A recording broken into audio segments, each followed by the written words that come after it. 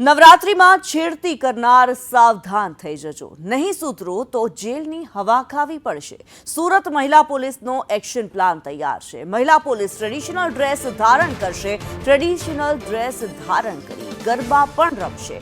ગરબે ઝૂમતી મહિલાઓ પણ સુરક્ષિત રહેશે।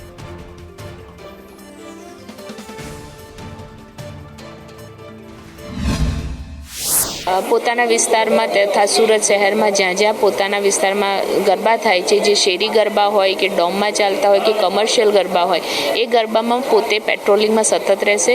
જેઓ પેટ્રોલિંગમાં જે પણ કર્મચારીઓ છે એમાં તમામ કર્મચારીઓ અથવા તો અમુક કર્મચારીઓ ટ્રેડિશનલ ડ્રેસમાં પબ્લિકની વચ્ચે પણ ગરબા રમશે અને કોઈ પણ બાળકી, કોઈ પણ મહિલા, કોઈ પણ સ્ત્રી સાથે કોઈ પણ પ્રકારની અઘટિત ઘટના ના થાય, અનિચ્છનીય ઘટના ના થાય, છેડતીના પ્રકરણો ના બને તે માટે તકેદારી રાખશે ને એવું કોઈ પણ વસ્તુ ધ્યાનમાં આવશે તો તે વિરુદ્ધ એ વ્યક્તિની વિરુદ્ધ તરત કાયદેસરની કાર્યવાહી કરવા સૂચના કરેલ છે।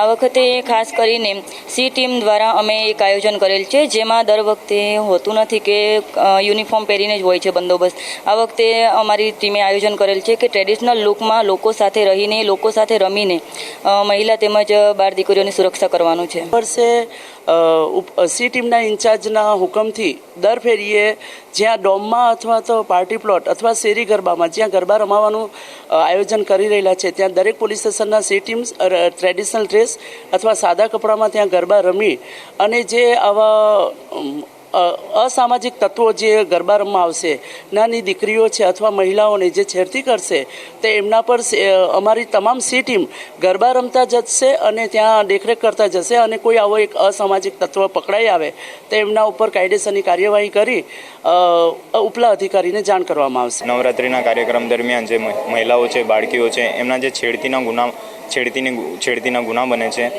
એ બાબત કાં તો પછી મહિલાઓને અસામાજિક તત્વો દ્વારા ફોટો લેવામાં આવે છે, કાં તો એમના વિડીયો બનાવવામાં આવે છે અને વાયરલ કરી દેવામાં આવે છે। એ બધા ગુનાઓને ધ્યાનમાં લઈને જે પણ અસામાજિક તત્વો દ્વારા આ કૃત્યો કરવામાં આવશે એમના વિરુદ્ધ કાયદેસર કાર્યવાહી કરવામાં આવશે। નવરાત્રિ દરમિયાન ખાસ કરીને મહિલાઓ અને બાળકીઓની છેડતી થતી હોય છે। આ છેડતીના કિસ્સાઓને અટકાવવા માટે સુરત શહેર પોલીસ અનોખો પ્રયાસ કરી રહી છે અને આ વખતે જે વર્દીમાં નહીં પરંતુ નવરાત્રિના ખેલૈયાના વેશમાં જ ફોજ ઉતારશે અને વોચ રાખશે। જે યુવકો જે છેડતી કરતા હોય છે, મહિલાઓની ખાસ કરીને છેડતી કરતા હોય છે, તેની પર સતત વોચ રાખશે। આ તમામ જે મહિલાઓની ટીમ છે તેને તૈયાર કરવામાં આવી છે।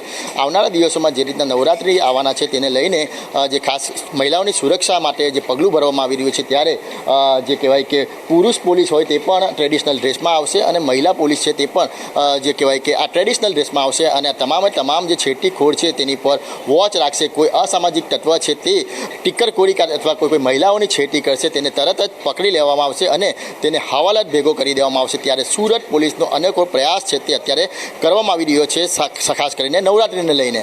કેમેરા પર્સન અજીત પટેલ સાથે મનીષ પરમાર, સંદેશ ન્યૂઝ, સુરત।